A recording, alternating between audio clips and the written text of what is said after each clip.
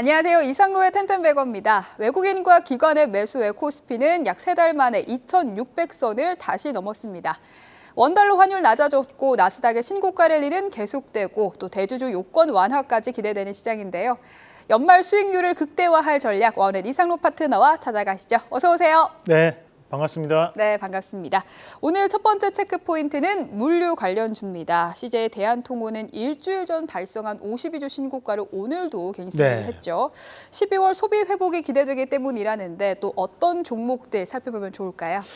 저희가 어제 이제 알리익스프레스 관련주를 한번 봤습니다. 네. 그만큼 국내 시장 안에서도 어떻게 보면 이제 우리가 로켓 배송이라는 쿠팡이 절대적 강자에 대한 위치를 가지고 있다가 최근에 이제 알리익스프레스에 대한 주문이 상당 부분 증가하는 모습들이고 심지어 이제 네이버 같은 경우에도 CJ 대한통운과 협업을 통해 가지고 이길 배송에 대한 서비스를 또 진행을 하고 있는 상황이다 보니까 전체적인 우리가 현재 소비 국면 자체에서 절반 이상이 온라인 매출에서 이루어진다라는 통계가 있는 만큼 현재는 이런 택배라든지 물류 관련된 기업들에 대한 재평가가 시장에 대한 상당한 이슈가 되고 있는 것으로 파악을 해봐야 될 것 같습니다. 마찬가지로 우리가 이제 전통적인 택배 회사를 본다면 이제 CJ 대한통운이라든지 또는 이제 한진 같은 기업들이 오늘 다시 한 번 더 강세를 보이는 국면이 나타나고 있는 과정들이었고 대신에 이제 우리가 이 CJ 대한통운이라든지 또는 한진 같은 경우에는 최근까지도 상당히 부진한 모습들을 많이 보여왔습니다. 다만 10월 달 이후부터 가파른 상승세를 보이면서 지금 올라오는 국면이기 때문에 소비 회복에 대한 모멘텀이 외부적으로는 작용하고 있지 않나라는 부분으로 우리가 판단을 해볼 필요가 있을 것 같습니다.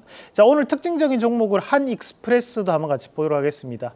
자, 한익스프레스 같은 경우에도 오늘 다시 한 번 더 강세를 보이면서 최근 급등 양상을 이어가는 모습이 나타나고 있는데 물류센터라든지 또는 이제 현재 물동량 관련된 부분 자체에서 이슈는 좀 더 확장될 여지가 충분히 있는 만큼 우리가 그에 따른 부분 자체에서 좀 더 재평가를 받을 수 있다는 부분으로 해석을 해줘야 될 것 같습니다. 여러분들이 이제 보시다 보면 기업명 뒤에 로지스틱스라고 붙는 기업들을 많이들 보셨을 건데 태웅 로직스라든지 또는 한솔 로지스틱스 이런 기업들도 물류 관련된 기업들로 또 함께 우리가 볼 수 있는 기업들이니까 이런 순환매적인 차원에서에 대한 트레이딩 관점은 여전히 긍정적이라는 말씀도 함께 드리겠습니다. 네, 트레이딩 관점에서는 유효한 접근이다 말씀해 주셨습니다.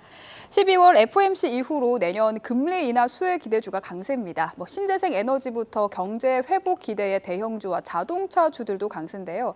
특히 오늘 현대차는 전쟁으로 운영하지 못했던 러시아 생산 공장을 2년 뒤 다시 산다는 조건으로 매각했는데 이게 불확실성을 해소했다는 점에서 주가에는 또 긍정적으로 작용하는 것 같아요. 네, 그런 부분이 지금 현재 크다고 봐야 되고 우리가 이제 10월 달까지만 하더라도 이제 일론 머스크가 인터뷰 자리에서도 밝혔다시피 이 할부 금융에 대한 부담감이 상당하다. 그래서 이 테슬라 같은 경우에는 84개월 할부 금융도 운영할 정도로 84개월이면 7년이거든요. 7년 동안에 대한 할부 금융을 운영을 하겠다라는 얘기를 했을 정도로 이런 고금리에 대한 부담감이 상당했던 것이 자동차 구입에 대한 부분들이었습니다. 과거에 제가 그 2020년도에 보면 2021년도에 그때 그 자동차 금리가 2%대였거든요. 와. 최근 같은 경우에는 7%, 8% 또는 우리가 좀 더 할부금융 센 걸 쓰면 11%대까지도 중고차 할부금융은 나오는 걸로 제가 알고 있는데 그만큼 이 이자에 대한 부담감이 상당히 크게 나타난다는 겁니다. 적게는 2천만 원부터 시작해서 많게는 1억 5천 이상까지도 하는 자동차 라인업들이 다양하다 보니까 이자에 대한 부담감도 그만큼 커질 수밖에 없는 구간들인데 미국이 지금 오늘 나왔던 얘기가 내년 3월 달에 대한 금리 인하 가능성이 70%를 돌파했다라는 뉴스가 있었다는 거죠. 그러면서 이런 자동차 관련된 기업들이 앞으로는 이제 다시 한 번 더 4분기에 대한 기대감과 그리고 9월 달 총 파업으로 인해서 주춤했던 실적들이 10월 달 다시 한번 정상적인 조업에 들어감에 따라서 4분기 실적을 기대할 수 있겠구나라는 기대감도 함께 나타나는 것으로 판단을 해봐야 될 것 같습니다.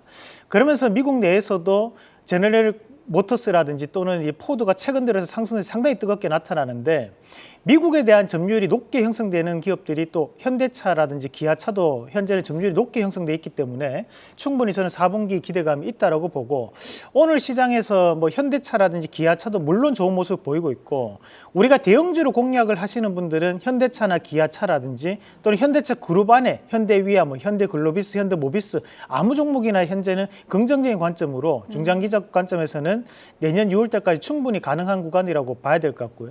다만 우리가 이런 큰 종목보다는 좀 더 작은 종목, 자동차 부품주 쪽으로 원해 하시는 분들은 인도 법인과 그리고 미국 법인, 그리고 전기차에 부품을 납품할 수 있는 기업, 그리고 이제 제네시스 모델에 들어가는 기업들 위주로 공략을 하시면 좋을 것 같아요. 오늘 네, 맞습니다. 오늘 이제 화신 한번 같이 보도록 하겠습니다.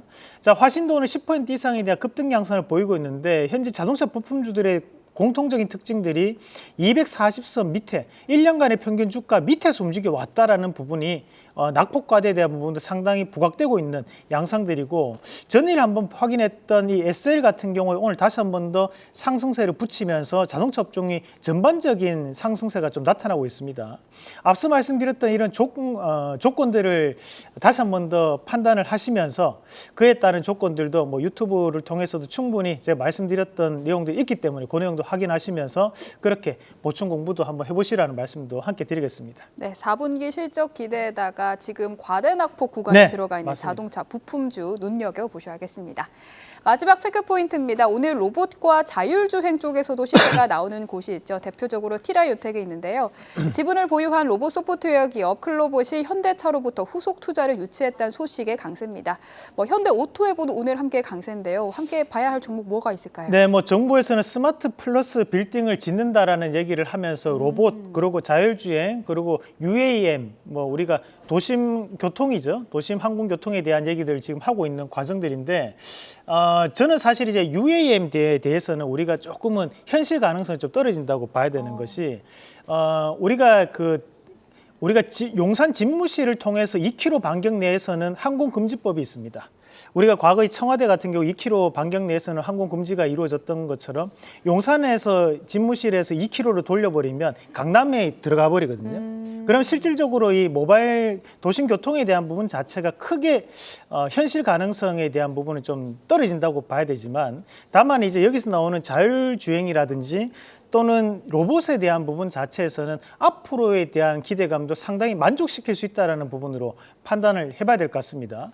오늘도 로봇 관련주 앞서 우리 권미정 앵커가 지적을 해줬던 것처럼 티라유텍이라는 기업도 강하게 움직이는데, 대신 이 티라유텍이 시가총액 1,000억이 조금 미달되는 종목입니다. 그래서 조금 작은 기업이다 보니까 움직임 자체가 크게 나타나는 부분도 있고, 자, 스맥도 한번 같이 보도록 하겠습니다. 최근 들어서 스맥이 조금 부진한 모습을 보이다가 다시 한 번 더 시세 상승을 붙이고 있는 모습들인데, 로봇주는 뭐니 해도 일단 두산 로보틱스가 이끌어 간다고 봐야 되거든요. 그러면 두산 로보틱스가 쉽게 죽지 않는 한 로봇주들도 쉽게 죽지는 않을 것이다. 2024년도 초반까지도 충분히 상승에 대한 가능성을 염두에 둬야 되는 거고, 오늘 자율주행 관련된 기업들도 움직임이 꽤 좋게 나타나는데 이 부분은 뒤에서 다시 한 번 더 설명을 드리도록 하겠습니다. 네, 오늘 꽤 좋게 나타나는 자율주행 관련주 자세히 바로 살펴보도록 하겠습니다. 네, 뭐 자율주행 뭐 많이들 공부를 이 시간을 통해서도 해왔고, 뭐 공략했던 기업들도 많습니다. 뭐 텔레칩스라든지 또 현대오토베 이런 기업들도 우리가 큰 수익을 내줬던 기업들인데, 그래도 다 더 봐야 되기 때문에 오늘 또 다시 한 번 더 자율주행을 준비를 해봤고, 우리가 이제 흔히 라이다라는 것은 이제 다들 아실 겁니다. 우리가 빛을 쏴가지고 돌아오는 것으로 인해서 우리가 가시거리를 재는 것을 라이다라고 하는데요. 그 라이다를 통해서 라이다에 대한 기술적인 부분을 보유하고 있는 기업들이, 여기에 해당하는 기업들이 그런 기술적인 부분을 보유하고 있다라고 보시면 되고, 이런 중소형주는 좀 어렵다 하시는 분들은 현대오토앱으로 집중을 하시면 됩니다. 자, 다음 그림도 한번 같이 보시면, 우리가 이제 차량용 반도체가 결국에는 팹리스와 또 엮일 수 있는 부분들이거든요. 온 디바이스 AI와 함께 병행해서 보시면 되겠습니다. 그래서 여기에 해당하는 기업들이 존재를 하고, ADAS라는 것은 첨단 운전자 보조 시스템이라고 해서 우리가 요즘은 이제 차량이 옆에 차선을 넘어갈 때 뚜뚜거린다든지 또는 이제 뒷차선이라든지 앞차와에 대한 거리가 너무 가까이 되면 차량에서 경보를 울리게 되는데 그런 시스템을 우리가 ADAS라고 합니다.